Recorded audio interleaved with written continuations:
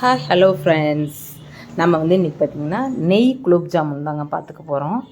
எங்கள் பாப்பாங்க இடையில ஸ்வீட் செஞ்சு கொடுங்க, ஏதோ ஒரு ஸ்வீட் ஒன்று செஞ்சு கொடுங்கன்னா ஜாமுன் வாங்கிட்டு வந்திருந்தேன். மாவு எத்தனை மணிக்கு வந்துச்சு? 2 பாக்கெட் போட்டு பண்ணாங்க. நல்லா செம்ம சூப்பராக வந்திருந்தது. பசங்க தான் ஹெல்ப் பண்ணாங்க. வீட்டில் இருக்கிறதுனால எனக்கு செஞ்சு கொடுங்க அப்படின்னு சொல்லிட்டாங்கங்க. அதனால் சரி அப்படின்னு சொல்லிட்டு டெஸ்ட்டெல்லாம் முடிஞ்சதுனால செஞ்சு கொடுக்குறேன் அப்படின்ட்டு நாங்களும் ஹெல்ப் பண்ணுவோம் அப்படின்ட்டாங்க. சரி வாங்கன்னு சேர்ந்தே செய்யலாம் வாங்க. கரண்டி எடுத்து கை வைக்க 2 பசங்களும் ஹெல்ப் பண்ணாங்க. பார்த்திங்கன்னா மாவை பிரித்து கூட்டி கொஞ்சமாக பால் ஊற்றி கொஞ்சம் கொஞ்சமாக கட்டி இல்லாமல் பிசைஞ்சு கொடுங்க. ஃபஸ்ட்டு நான் 2 பாக்கெட் போட்டுக்கிட்டேன். போட்டுட்டா தான் சரியாக தான் பிடிக்க போகிறேன். வெளியும் 2 பேரும் ஸ்கூலுக்கு கொண்டுட்டு போவாங்க. அவள் பெரியவ காலேஜுக்கு கொண்டுட்டு போவாள். அதனால் கொஞ்சம் கொஞ்சமாக போட்டு நான் பிசைஞ்சு எடுத்துக்கிட்டேன்னு வச்சுக்கோங்களேன். பிசைஞ்சிட்டு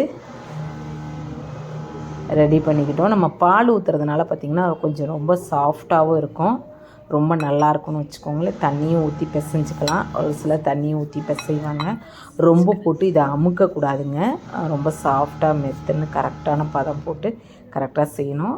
கொஞ்சம் கொஞ்சமாக நெய் தொட்டு குட்டி குட்டி ஷேப்பாகவும் உருட்டிக்கிட்டாங்க.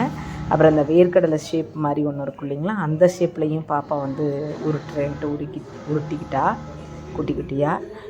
குழந்தைங்களுக்கு பார்த்திங்கன்னா ஏதாவது நம்ம செய்கிறப்ப குழந்தைங்களையும் கூப்பிட்டு விட்டு நம்ம செய்ய விட்டோம் அப்படின்னா அதுங்களுக்கு இன்ட்ரெஸ்ட்டாக இருக்கும் செய்கிறதுல. நம்ம கிச்சனுக்கு கூப்பிட்டு நம்மளோட டிஷ்ஷு நம்ம எது செய்யறதுனாலும் குழந்தைங்களை கூப்பிட்டு செய்ய விட்டுட்டோம் அப்படின்னாக்கா அதுங்களுக்கு ரொம்ப இன்ட்ரெஸ்ட்டாக நம்ம கூடையே சேர்ந்து எதுனாலும் செய்வாங்க. நம்ம விடாமல் விட்டுட்டோம் அப்படின்னா பின்னாடி பார்த்திங்கன்னா கிச்சனுக்கு வர்றதுக்கே பயப்படுவாங்க. இதுக்கு பார்த்திங்கனாக்கா நான் 800 கிராம் சர்க்கரை எடுத்துக்கிட்டேன்.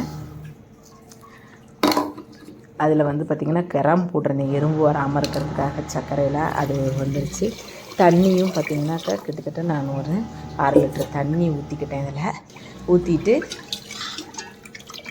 பாவு பார்த்திங்கன்னா அந்த கம்பி பதம் மாதிரி இல்லாத ஒரு மாதிரி நல்லா காய்ச்சிக்கணும். அப்போ தான் நம்ம ஒரு 1 வீக் ஆகணுன்னாலும் நமக்கு அது நல்லா காஞ்சிருந்தது அப்படின்னா தான் நல்லா இருக்கும்னு வச்சுக்கோங்களேன். நல்லா கொதிச்சிருக்கணும் தண்ணி. அப்போ தான் அந்த ஜீரா கரெக்டாக இருந்தால் தான் நமக்கு ரொம்ப நாளைக்கு 1 வீக் 10 நாளைக்கு கூட இருக்கும்னு வச்சுக்கோங்களேன். அது மாதிரி நெய் பார்த்திங்கன்னா நான் ஒரு 1/4 லிட்ரு நெய் ஊற்றி பொரித்து எடுத்துக்கிட்டேன். நான் மோஸ்ட்லி எப்போவுமே நான் குலோப் ஜாம் பண்ணேன்னா நெய்யில் தான் பொரிப்பேன். அது நான் கரூரில் இருக்கிறப்ப எனக்கு நிறைய தாராளமாக நெய் கிடைக்கும். அங்கே எல்லாமே பக்கத்தில் எல்லாம் மாடு வச்சுருப்பாங்க. இங்கே திருப்பூருக்கு பார்த்திங்கன்னா எனக்கு கொஞ்சம் நெய் ரொம்ப டிமாண்டாகவே இருந்துச்சு. அது சுத்தமான நெய் கிடைக்கல சரியாக. நான் ஒரு 10 போட்டு பொரித்து எடுத்துக்கிட்டேன்னு வச்சுக்கோங்களேன்.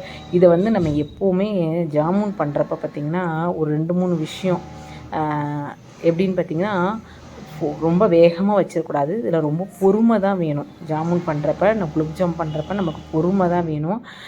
வேகமாக வச்சு பண்ணிக்கிட்டோன்னா மேலே பார்த்திங்கன்னா கருகிரும், உள்ளே பார்த்தா வெந்திருக்காது. எவ்வளோ பெரிய டிஷ் பண்ணுறவங்களும் இந்த ஜாமுன் பண்ணுறப்ப ரொம்ப கேர்ஃபுல்லாக இருக்கணும். அப்படி இருந்தால் மட்டும்தான் இதை கரெக்டான பதத்துலேருந்து எடுக்க முடியும். எண்ணெயில் பொரிக்கிறப்போ ஒரு மாதிரி டேஸ்ட்டும் இருக்கும்.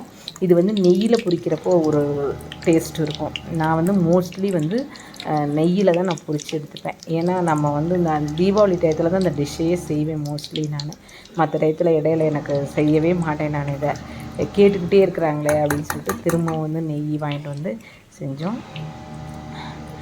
கொஞ்சம் கொஞ்சமாக ஒரு 10 போட்டு பொரித்து எடுத்துக்கிட்டேன். ஒரு சைடில் பார்த்திங்கன்னா ஜீரா ரெடி பண்ணிக்கிட்டேன்.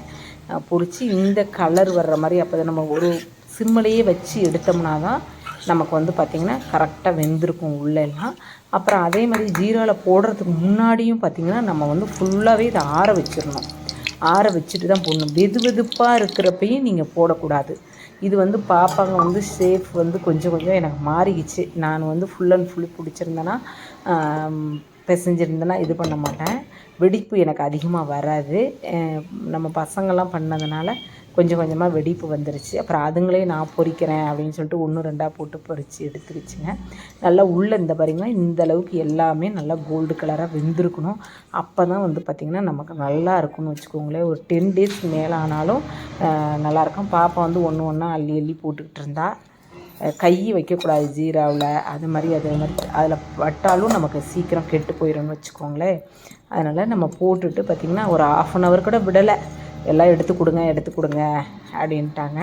இதே மாதிரி தாங்க நாங்கள் ஜாமுன் செஞ்சோம். செம்ம டேஸ்டியாக இருந்துச்சுங்க. நீங்களும் வந்து பார்த்திங்கன்னா நெய்யிலேயே பொரிச்சு எடுத்து செஞ்சு பாருங்கள்.